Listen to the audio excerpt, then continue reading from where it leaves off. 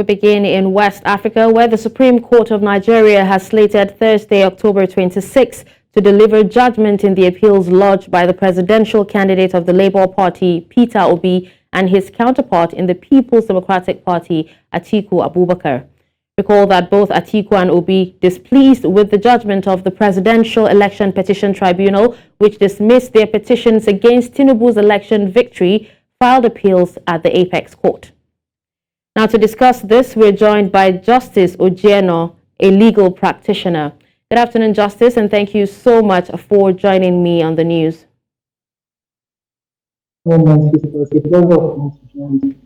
right, now, Barrister. Now, the Supreme Court has fixed the date to deliver judgment in Atiku Obi's appeals against Tinubu. Now, given that the legal battle has happened since Bola Tinubu was declared winner, what are the likely scenarios that Nigerians should expect? Okay, so the scenarios around first, in the event that is declared or is affirmed, the Presidential Election Petition Tribunal actually declared him to be the rightful occupier of the office. If he is affirmed, then it is still business as usual. Of course, a number of people will call the judgment of the court a very, very profound judgment, and the persons who are not victors in the case will call it a perversion of the course of justice. That's one scenario. The second scenario is what I call the Armageddon scenario. It's not impossible. It's a possibility, which is that the person who is second place is declared to be the rightful winner, maybe because the person presently occupying the seat, which is President Tinubu, is disqualified for one reason or another. Then whoever the President Tinubu will have to vacate the office.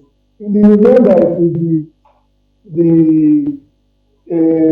if it is the Labour Party candidate, then most likely it will be a rerun, except if the first two candidates are actually disqualified. Because the fourth, what would have been the fourth scenario, the APM candidate has actually applied to withdraw their case, and the Supreme Court rightfully also shut their matter down.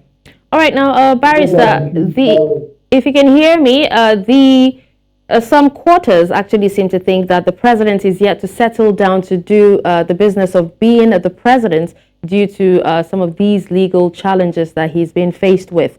What are some of the ways that we can improve our electoral process to ensure all legal issues are concluded before swearing in? Okay, the major way actually is the INEC. INEC should ensure that it is up to the task, it is up to its game when it comes to its deliverables. The bad eggs in INEC should be fished out and, of course, shown the door. That's number one. Number two, INEC should be properly financed. We know that they had in excess of 300 billion after the past election, and of course they still didn't do justice to the election, aside the fact that the members of other international organizations like the European Union and the like made contributions to them. I don't think that they justified such cause. Despite that, they should be properly equipped to be able to do their job. That's number two. Number three, the laws should be amended in order to be able to capture what the present challenges are and meet them in the board. For example, the presumption of regularization that is in our Evidence Act should be removed with alacrity. And also provisions of the Electoral Act, for example, that the Senate President has actually mentioned.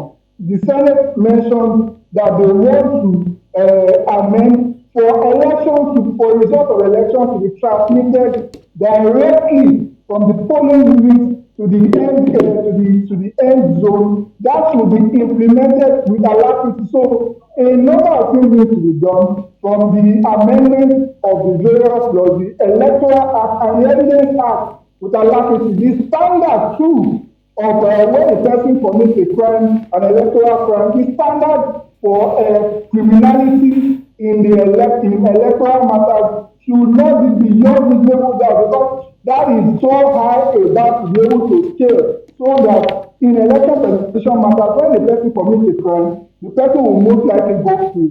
Election courts should also have criminal jurisdiction. All right, Barrister. Now, still talking about how we can improve our electoral process.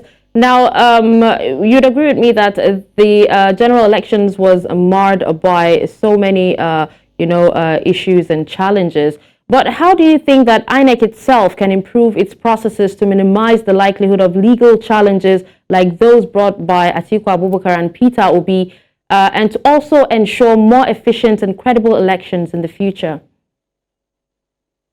One major way, of course, is like I hinted earlier, the fact that they should check their ranks and pour themselves of the fit colonists among them, of the greedy people among them who are really spoiling their work. And that's number one. Number two thing is the financing should also fully be in place in order for them to be able to deliver on the things that they have been given to do. That's number two. Number three is the law should be quickly amended to be able to empower INEC. Also, there should be electoral offences courts in order to be able to quickly discharge electoral matters, especially when criminality is involved. By that, I actually mean not the persons who are contesting now, but the thugs, for example, the persons who are trying to induce voters at the polling units. Those also should be dealt with effectively. Number four, the legal firepower of INEC should also be increased. The financing for their legal department or for their prosecution should be increased in order for them to be able to not ignore some because they don't have the cost to be able to prosecute those persons, but be able to every single person that violates the electoral law should be taught a great lesson, because as with all criminal matters, criminality and criminal procedure is meant to deal with some people so that solid example will be shown to other people who might be interested in committing such crimes. All right, thank you so much, Barrister Justice Ojienoh, a legal practitioner, for sharing your take on this issue. My pleasure.